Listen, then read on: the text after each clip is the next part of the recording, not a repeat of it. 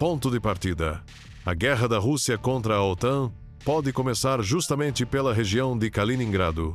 Kaliningrado é, sem dúvida, um dos territórios mais estratégicos de Moscou. É o posto avançado russo no coração da Europa. O Kremlin prepara novas provocações.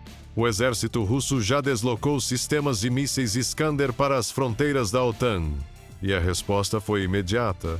Líderes da aliança declararam estar prontos para atacar Kaliningrado sem hesitar, caso seja necessário. Mas o que torna essa região tão explosiva? Kaliningrado é o ponto mais a oeste da Federação Russa, um enclave totalmente separado do restante do país por outros estados. Ao longo dos anos, os russos transformaram esse território em uma imensa base militar. Lá estão estacionadas tropas terrestres, esquadrões da aviação e a principal base naval da Frota do Báltico. Ou seja, Kaliningrado sempre foi um território altamente militarizado, posicionado no meio do espaço da OTAN, cercado pela Lituânia, pelo Mar Báltico e mais ao lado pela Belarus, onde Moscou já instalou armas nucleares táticas. Tudo isso reforça a ideia de que Kaliningrado é hoje uma zona militar especial, um ponto de tensão permanente que gera riscos diretos para o Atlântico Norte. Não é à toa que, muitas vezes, Kaliningrado vira palco do músculo militar que Putin insiste em exibir.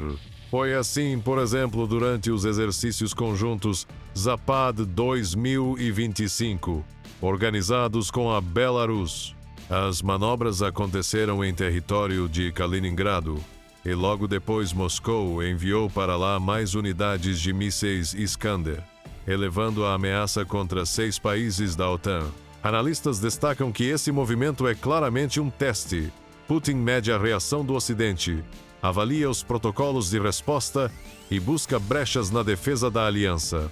E, segundo especialistas, cada gesto do Kremlin está diretamente ligado à sobrevivência do regime de Putin. Para o atual governo russo, manter o poder só é possível em clima de guerra. Paz ou armistício não fazem parte do jogo. Ainda assim, militares ocidentais apontam uma contradição. Apesar da retórica agressiva, Kaliningrado não é um trunfo, mas sim uma vulnerabilidade para Moscou. Em caso de conflito direto, a Rússia teria de gastar recursos para defender Kaliningrado, em vez de utilizá-lo como base de operações massivas. A realidade é que boa parte das unidades militares da região hoje está esvaziada. Muitos soldados foram deslocados para a guerra na Ucrânia, deixando Kaliningrado fragilizado, exposto e, segundo analistas, mais como um alvo do que como uma ameaça real. Kaliningrado é, de forma simbólica, o calcanhar de Aquiles da Rússia na Europa. Ainda em julho, aliados da OTAN anunciaram a criação de um plano para neutralizar a região, com o objetivo de conter ameaças russas e garantir estabilidade global. Mas a pergunta que fica é: a capacidade militar e tecnológica da OTAN, do ponto de vista industrial, está à altura dos desafios atuais? Especialistas dizem que, até agora, não. E aí surge uma questão preocupante. Se fosse necessário, os países da OTAN estariam prontos para posicionar, por exemplo, 50 tanques Leopard contra 2 a 3 mil drones russos por dia? Só na Ucrânia, a Rússia tem usado, em média, 1.500 drones FPV diariamente. A OTAN estaria preparada para isso? A resposta é não. Para Vladimir Putin, a oportunidade está clara: mostrar a incapacidade da aliança de lidar com provocações dessa magnitude. E a Rússia não quer apenas isso, ela busca criar fissuras dentro da OTAN, semear desunião e gerar uma crise séria no coração da aliança.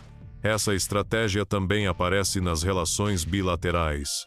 Entre Viktor Orbán e Putin, por exemplo, há sinais de que o vínculo vai além da diplomacia tradicional. Há indícios de que Moscou possui algum tipo de influência ou informação sensível sobre o primeiro-ministro da Hungria. Mesmo assim, do lado russo, existe satisfação. Apesar das tensões, muitos países europeus mantêm relações com Moscou. A Hungria é um exemplo claro. Para Orbán, confrontar Bruxelas já se tornou um estilo político. Ele faz sua própria música e dança conforme quer, e se não quer, simplesmente não dança. E essa postura tem consequências práticas. A Hungria bloqueia quase tudo que diz respeito à ajuda à Ucrânia, desde ativos congelados da Rússia até outras formas de apoio.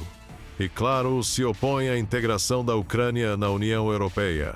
Orbán afirma: permitir a entrada da Ucrânia traria guerra para a Europa e colocaria a Hungria em risco direto. Atualmente, um único voto da Hungria consegue paralisar decisões de toda a União Europeia. E, por isso, alguns países propuseram uma mudança drástica: abandonar o modelo de decisão por unanimidade e adotar votações por maioria. Kaliningrado, a estratégia de Putin, as tensões dentro da União Europeia, o cenário europeu nunca esteve tão volátil e cada movimento pode redefinir o equilíbrio de poder no continente. A União Europeia vem avançando em uma mudança estratégica, passar da exigência de decisões por unanimidade para a tomada de decisões por maioria. Um movimento necessário para acelerar reformas fundamentais. Claro, a máquina burocrática da União Europeia não anda tão rápido quanto gostaríamos, e reformas desse porte exigem tempo e, sobretudo, vontade política. No caso, essa última parece não faltar, mas o tempo, como sempre, é escasso. Houve momentos em que a União Europeia tomou decisões mesmo sem o consentimento da Hungria. Foi o caso dos ativos russos congelados. Orbán se absteve de votar, mas Bruxelas decidiu usar os recursos de qualquer forma.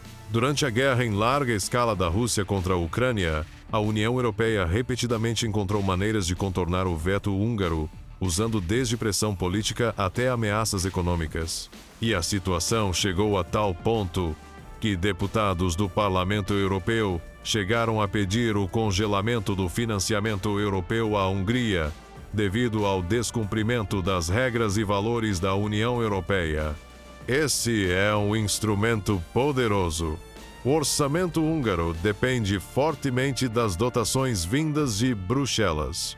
E é por isso que ele já foi usado várias vezes e provavelmente será acionado novamente, até que a reforma política avance e decisões importantes possam ser tomadas sem depender da aprovação de Orbán. Curiosamente, até 2009, Orbán era um crítico ferrenho da Rússia.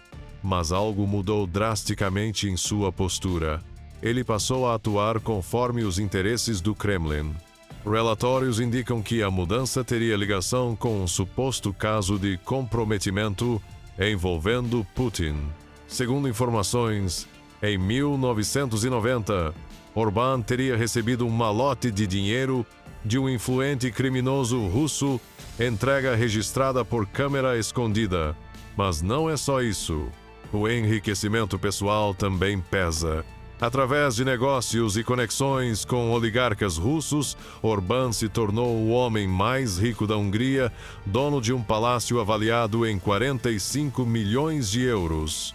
E como Orbán não prioriza os interesses do povo húngaro, nem os da Europa ou da Ucrânia, há grande especulação de que ele pode perder o poder já em 2026. As próximas eleições parlamentares da Hungria são aguardadas com cauteloso otimismo. Há uma chance significativa de que Orbán seja derrotado, abrindo espaço para um governo mais europeu e alinhado à Ucrânia. Enquanto isso, Orbán permanece como a porta de entrada do Kremlin na União Europeia, influenciando processos de decisão que afetam diretamente a segurança da Europa e o futuro da Ucrânia. Uma ameaça que não pode ser subestimada. Assista ao nosso próximo vídeo e não se esqueça de se inscrever aqui no Conflito do Século XXI para acompanhar as últimas inovações da Ucrânia na guerra contra a Rússia.